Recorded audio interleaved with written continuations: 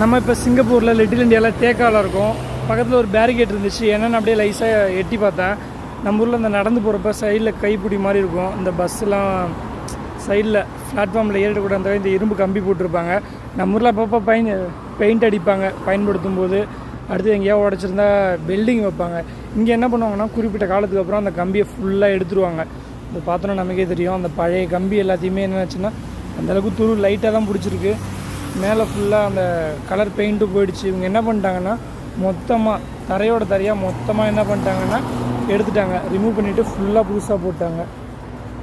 எதனால் அப்படின்னா சேஃப்டி அப்படிங்கிறது ரொம்ப முக்கியம் அப்படின்றத சிங்கப்பூர் எல்லா விஷயத்துலையுமே வைப்பாங்க. இந்த கார்லாம் ஓவர் ஸ்பீடில் வரும் எப்போவுமே. சப்போஸ் பிரேக் பிடிக்காமல் சைடில் வந்து இடித்தாலும் இந்த கம்பியும் ஸ்ட்ராங்காக தான் இருக்குது. இருந்தாலும் இன்னும் பர்ஃபெக்டாக இருக்கணும் அப்படின்னு 100% பர்ஃபெக்டாக இருக்கணும்னு எல்லா விஷயத்தையும் சிங்கப்பூரில் பண்ணிக்கிட்டே இருப்பாங்க. இது மாதிரி நிறைய விஷயம்